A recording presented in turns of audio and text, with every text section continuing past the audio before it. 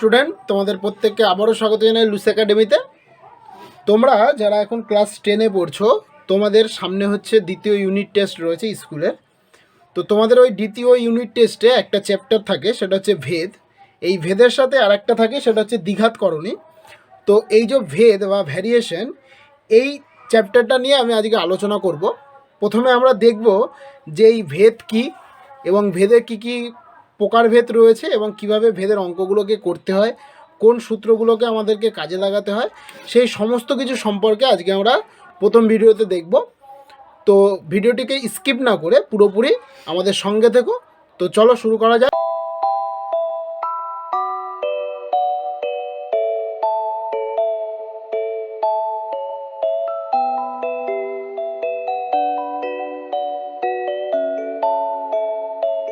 দেখো, ভেদ কি সেটা জানার আগে আমাদেরকে দুটো জিনিস আগে জেনে নিতে হবে। এক নম্বর হচ্ছে চলরাশি আর দু নম্বর হচ্ছে ধ্রুবক। চলরাশি বলতে তোমরা জেনে এসেছো যে এক্স ওয়াই জেড এইগুলো হচ্ছে প্রত্যেকটাই চলরাশি। আমি যদি এক কথায় বলি তাহলে এ থেকে জেড পর্যন্ত যতগুলো অ্যালফাবেট রয়েছে প্রত্যেকটাকেই আমরা কিন্তু চলরাশি বলতে পারি। কিন্তু আমরা সবথেকে বেশি ব্যবহার করে থাকি হচ্ছে এক্স ওয়াই জেড, তারপরে কে, এগুলোকে আমরা। এই যে চলরাশি, প্রথমেই এই চলরাশি কি? চলরাশি হলো এমন একটা রাশি যার মান কোনো গাণিতিক সমস্যায় অজ্ঞাত ও পরিবর্তনশীল। অজ্ঞাত মানে কি? মানে যেটা আমি জানি না। আর পরিবর্তনশীল মানে কি? যে কোনো সময় চলরাশির মানটা কিন্তু পরিবর্তন হতে পারে। এটা হচ্ছে চলরাশি মানে। তার মানে কোনো একটা সমীকরণে যদি আমি কোনো একটা সমীকরণ লিখি, যে ধরো একটা সমীকরণ লিখলাম আমি 3x প্লাস হচ্ছে 2y, এই যে সমীকরণটা আমি লিখলাম, এই সমীকরণে আমরা দেখতে পাচ্ছি, তো এই যে সমীকরণটা আমি লিখেছি 3x প্লাস 2y, এই সমীকরণে আমরা দেখতে পাচ্ছি কি, যে এখানে টোটাল কিন্তু দুখানা চলরাশি রয়েছে। এই দুটো চলরাশি কি কি? একটা হচ্ছে x আর একটা হচ্ছে y। তাহলে এই যে এক্স আর ওয়াই, এই এক্স আর ওয়াইয়ের মান কিন্তু আমি জানি না। তার মানে এই এক্স আর ওয়াইয়ের মান আমার কাছে অজানা। আবার এই এক্স আর ওয়াইয়ের কোনো একটার যদি আমি মান অনির্দিষ্ট কোনো একটা কিছু যদি বসাই, এটা যদি 1 বা 2 বসাই, তাহলে এই ওয়াইয়ের যে কোনো একটা মান পাবো।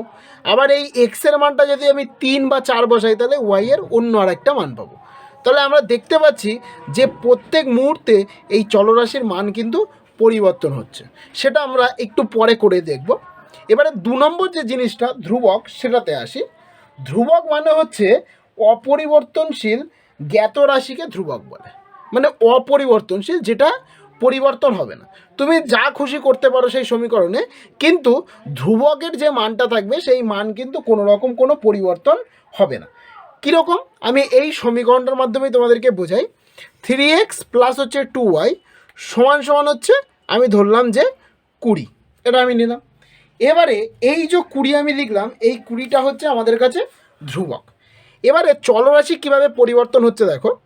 আমি মনে করি যে এই যে এক্স, এই এক্সের জায়গায় আমি 1 বসাবো। তাহলে যদি আমি 1 বসাই, তাহলে কী হবে?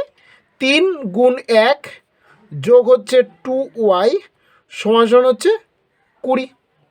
এটা, তাহলে এটাকে যদি ক্যালকুলেশন করি তাহলে কী হবে? বা 3 1 কে 3 হচ্ছে, তাহলে 2y সমান সমান এই 3টা কী আছে? এই 2y এর সাথে যোগ আকারে আছে, ওপারে গেলে বিয়োগ হয়ে যাবে। তাহলে 20 মাইনাস হচ্ছে 3 হবে। তাহলে বা y সমান সমান কী হবে? 17/2 হবে। এটাকে ভাগ করলে যে কোনো একটা মান আমরা পাবো। আবার যদি এই মানটাকে যদি আমরা 2 বসাই, মানে এই যে এক্সের মানটা 1 বসিয়েছিলাম, সেটাকে যদি আবার 2 বসাই, তাহলে কী হবে দেখো।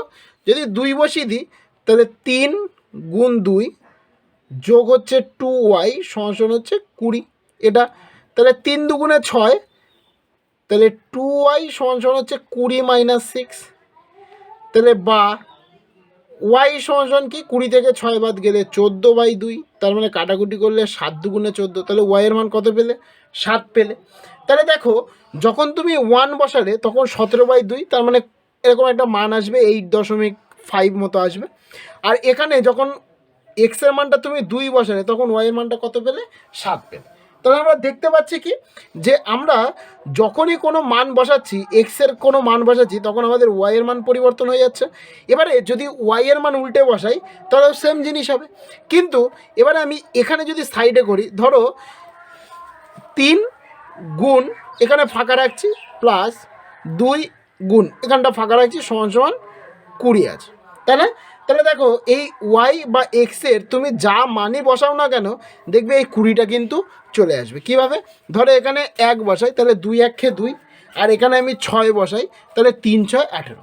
তাহলে আমরা কি দেখলাম যে আমাদের চলরাশির মান পরিবর্তন হলেও আমাদের যে ধ্রুবক রাশিটা রয়েছে মানে 20, সেই রাশিটার মান কিন্তু কোনো রকম কোনো পরিবর্তন হচ্ছে না। এটাই হচ্ছে চলরাশি আর ধ্রুবক।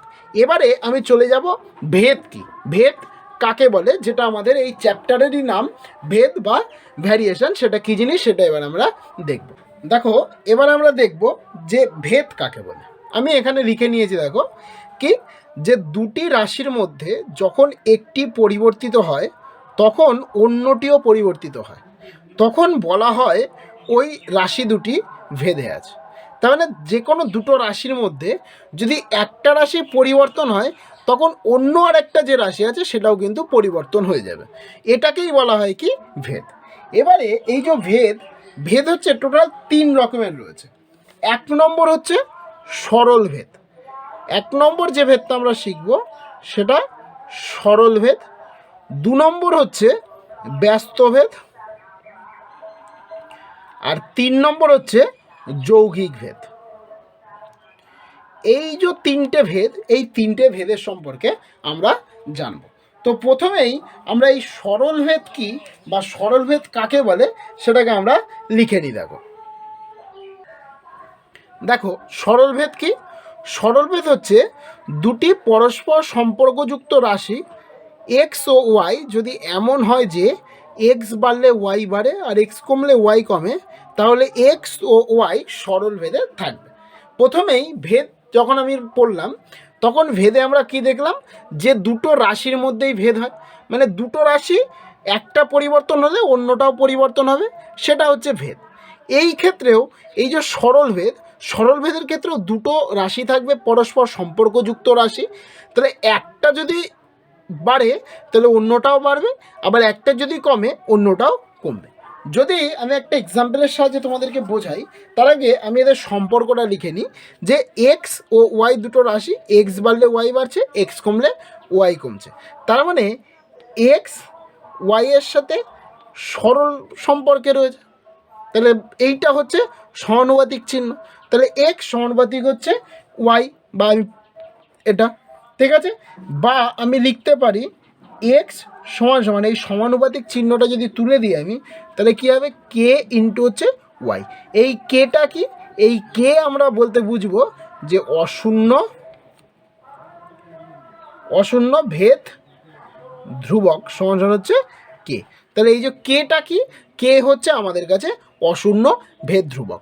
যখন আমরা এই ধরনের সমানুপাতিক চিহ্নটাকে তুলে সমান সমান আনবো তখন আমরা এই কে ব্যবহার করব, এবং পাশে আমাদেরকে অবশ্যই লিখে দিতে হবে যে কে ইজিক্যাল টু হচ্ছে কিন্তু অশূন্য ভেদ ধ্রুবক। এইবারে আমি তোমাদেরকে একটু উদাহরণের সাহায্যে বলি। ধরো এটা হচ্ছে এক্স আর এটা হচ্ছে ওয়াই, ঠিক আছে? তাহলে আমি বললাম যে একটি খাতা, এই একটা খাতার দাম হচ্ছে 10 টাকা, ঠিক আছে? তাহলে যদি দুটো খাতা হয় তাহলে কত হবে? 20 টাকা হবে। যদি 5টা খাতা হয় তাহলে কত হবে? 50 টাকা হবে। যদি 6টা খাতা হয় তাহলে কত হবে? 60 টাকা হবে। তার মানে প্রত্যেক মুহূর্তে দেখো এই এক্স যখনই বেড়ে যাচ্ছে এই ওয়াইয়ের মানটা কিন্তু তখন বেড়ে যাচ্ছে। তাহলে এক্স যখন 1 থেকে 2 হলো তখন ওয়াইয়ের মানটা 10 থেকে 20 হলো। তার মানে এক্স বাড়লে ওয়াই বেড়ে যাচ্ছে। দেখো আবার 2 থেকে যখন এটা 5 হয়েছে তখন এটাও কিন্তু বেড়ে গেছে। তাহলে আমরা কি দেখলাম যে এক্স বাড়লে ওয়াইও বাড়ছে। আবার যদি এক্সটাকে কমাই, তার মানে দেখো এই 6টা থেকে যদি 5টা কমিয়ে দিই তাহলে দেখো এখানেও কিন্তু কমে যাচ্ছে 60 টাকা থেকে 50 টাকা। আবার 5 থেকে যদি 2 করে দিই তাহলে দেখো 50 থেকে 20 টাকা। তার মানে দেখতে পেলাম কি যে এক্স বাড়লে যেরকম ওয়াই বাড়ছে সেরকম এক্স কমলে ওয়াইও কিন্তু কমছে, ঠিক আছে? তাই এটাকে আমরা বলতে পারি যে এক্স আর ওয়াই হচ্ছে সরল ভেদে আছে।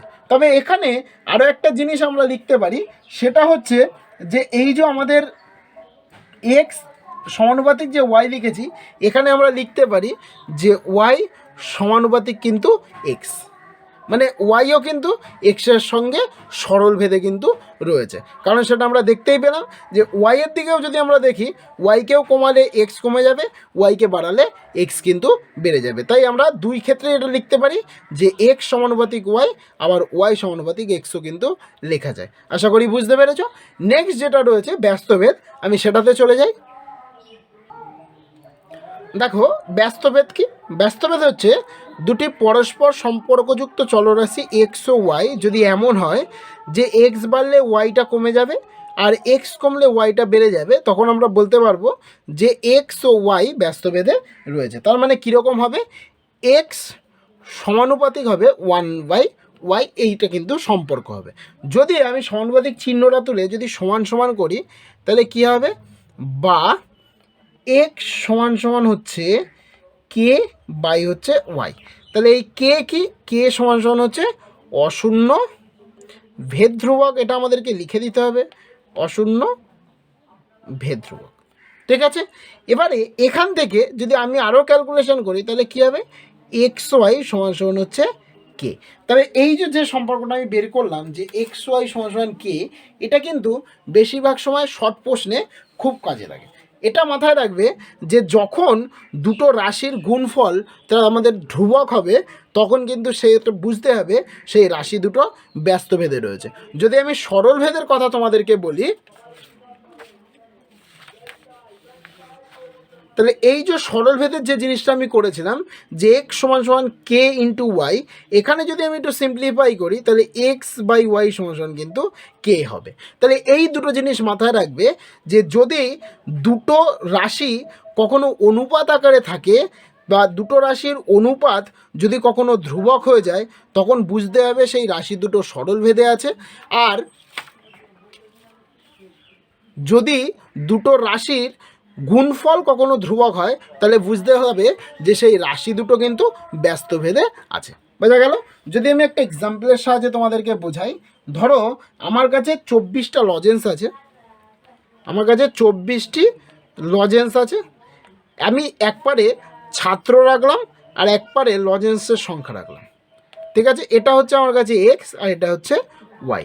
তাহলে ধরো আমার দুটো ছাত্র রয়েছে, তাহলে দুটো ছাত্র কটা করে লজেন্স পাবে? 12টা করে লজেন্স পাবে। যদি আমার কাছে 4টে ছাত্র হয়, তাহলে কটা করে লজেন্স পাবে? 6টা করে লজেন্স পাবে। তারপরে যদি আমার কাছে 6টা ছাত্র হয়, তাহলে কটা করে লজেন্স পাবে? 4টে করে। যদি 8টা ছাত্র হয়, তাহলে কটা করে লজেন্স পাবে? 3টে করে লজেন্স পাবে। তাহলে এখানে যদি তোমরা একটু ভালো করে খেয়াল করো, তাহলে দেখবে ছাত্র সংখ্যা যখনই বাড়ছে, লজেন্স পাওয়ার পরিমাণ কিন্তু কমে যাচ্ছে। তাহলে আমরা কী দেখতে পেলাম? যে যখনই একটা বাড়ছে, তখন অন্যটা কিন্তু কমে যাচ্ছে। ঠিক আছে, তাহলে এর থেকেই আমরা বুঝতে পারলাম যে এই যে ছাত্র আর লজেন্স, এই দুটো রাশি কিন্তু ব্যস্তভেদে আছে। আরও যদি আমি এখান থেকে একটা জিনিস দেখি, সেটা হচ্ছে যে জিনিসটা আমি তোমাদেরকে বললাম যে দুটো রাশির গুণফল যদি কখনোর জন্য ধ্রুবক হয়, তখন আমাদেরকে বুঝতে হবে যে সেই রাশি দুটো কিন্তু ব্যস্তভেদে আছে। তাহলে এই যে প্রথমেই যে 2 আর 12 রয়েছে, দুজন ছাত্র আর 12টা লজেন্স, এই দুজনকে যদি আমি গুণ করি, 2 গুণ 12 যদি করি, তাহলে 12 দুগুণে কত হবে? 24 হবে। দেখো মেনলি আমার কাছে কিন্তু 24টি কিন্তু লজেন্স ছিল। তাহলে আমরা বুঝতে পারলাম যে দুটো রাশির গুণফল যদি কখনো ধ্রুবক হয়, তাহলে সেটাও কিন্তু ব্যস্তভেদে থাকবে। আশা করি বুঝতে পেরেছো। এবারে আমি নেক্সট চলে যাচ্ছি যৌগিক ভেদে। দেখো যৌগিক ভেদ কি? যৌগিক ভেদ হচ্ছে যদি একটি চলরাশি অন্য একাধিক চলরাশির গুণফলের সঙ্গে সরল ভেদে থাকে, তবে প্রথম চলরাশি অপর চলরাশিগুলির সঙ্গে যৌগিক ভেদে আছে বলা হয়। তার মানে আমি মনে করি যে আমার কাছে 3টে চলরাশি আছে, একটা এক্স, একটা ওয়াই আর একটা হচ্ছে জেড। তাহলে এই যে প্রথম যে চলরাশি এক্স, এই চলরাশিটা যদি অন্য দুটো চলরাশির গুণফলের সঙ্গে সরল ভেদে থাকে, তার মানে সমানুপাতিক এক্স সমানুপাতিক হচ্ছে ওয়াই ইন্টু জেড, যদি এইভাবে থাকে, তাহলে আমরা বলতে পারবো যে এই যে প্রথম চলরাশি, এই প্রথম চলরাশিটা হচ্ছে অপর চলরাশিগুলির সঙ্গে কি ভেদে আছে? যৌগিক ভেদে আছে। যদি আমি এখান থেকে এই সমানুপাতিক চিহ্নটা তুলি, তাহলে এক্স সমান সমান হবে কে ইন্টু ওয়াই জেড। তাহলে কে মানে কি সেটা আমাদেরকে লিখে দিতে হবে। কে সমান সমান হচ্ছে অশূন্য ভেদ ধ্রুবক। বোঝা গেছে? এই হচ্ছে কিন্তু আমাদের কাছে যৌগিক ভেদ। এইবারে এই যৌগিক ভেদের একটা উপপাদ্য আছে। সেই যৌগিক ভেদের উপপাদ্যটা অনেক সময় কিন্তু পরীক্ষায় প্রমাণ করতে দেয়। সেখানে কীরকম দেখো, আমি মনে করলাম যে এক্স ওয়াই ও জেড এটা হচ্ছে তিনটে চলরাশি আমার কাছে রয়েছে। তাহলে এক্স সমানুপাতিক ওয়াই এটা কখন হবে? যখন জেড আমার কাছে ধ্রুবক থাকবে। তার মানে এক্স আর ওয়াইয়ের মান পরিবর্তন হলেও জেডের মান কিন্তু পরিবর্তন হবে না। তার মানে জেডটা আমার কাছে ধ্রুবক থাকবে, তখন আমি বলতে পারবো এক্স সমানুপাতিক হচ্ছে ওয়াই। আবার এক্স সমানুপাতিক জেড এটা আমি বলতে পারবো যখন ওয়াইটা ধ্রুবক। তার মানে যখন ওয়াই ধ্রুবক থাকবে, মানে ওয়াইয়ের মানের কোনো পরিবর্তন হবে না, তখন আমি বলতে পারবো যে এক্স সমানুপাতিক হচ্ছে জেড। আবার এক্স সমানুপাতিক ওয়াই ইন্টু জেড এটা হবে কখন হবে? যখন ওয়াই ও জেড উভয়েই পরিবর্তনশীল হবে। উভয়েই পরিবর্তনশীল হবে, মানে ওয়াই এবং জেড দুজনেই কিন্তু পরিবর্তন হবে, তখন আমি বলতে পারবো এক্স সমানুপাতিক হচ্ছে ওয়াই জেড। তার মানে এক্স ওয়াই এবং জেডের সঙ্গে যৌগিক ভেদে আছে। দেখো, এই ছিল তোমাদের ভেদের বেসিক কনসেপ্ট আমি তোমাদেরকে আজকে করালাম। আশা করি আমি তোমাদেরকে যেগুলো করালাম সেগুলো তোমরা প্রত্যেকটাই ক্লিয়ারলি বুঝতে পেরেছো। যদি কোনো জায়গায় কোনো রকম কোনো সমস্যা হয়ে থাকে তাহলে অবশ্যই সেটা আমাদেরকে কমেন্টে জানিও। আর কমেন্টে না জানিয়ে আমাদের টেলিগ্রাম গ্রুপ চ্যানেলের লিঙ্ক কিন্তু আমাদের ভিডিও ডিসক্রিপশানে দেওয়া রয়েছে, সেখান থেকে আমাদের টেলিগ্রাম গ্রুপে জয়েন হয়েও এবং সেখানেও কিন্তু আমাদেরকে তোমরা সরাসরি কোশ্চেন করতে পারো। আর তোমাদের সমস্ত প্রশ্নের উত্তর কিন্তু আমরা সবসময় দেওয়ার জন্য প্রস্তুত। তো আশা করি ভেদ তোমরা বুঝতে পেরেছো। আর যদি ভালো লেগে থাকে তাহলে ভিডিওটিকে অবশ্যই লাইক করে দিও আর বন্ধুদের সাথে শেয়ার করো। আর চ্যানেলে যদি নতুন হয়ে থাকো তাহলে অবশ্যই চ্যানেলটিকে সাবস্ক্রাইব করে রেখো আর পাশে থাকা বেল আইকনটিকে প্রেস করে রেখো আমাদের ভিডিও নোটিফিকেশান সবার আগে পাওয়ার জন্য। তো চলো আজকে এই পর্যন্ত। নেক্সট ক্লাসে আমি তোমাদেরকে এই ভেদের যে প্রয়োগগুলো রয়েছে সেই প্রয়োগগুলো নিয়ে আলোচনা করব। তো আজকে এই পর্যন্ত, দেখা হবে আবার পরের ক্লাসে।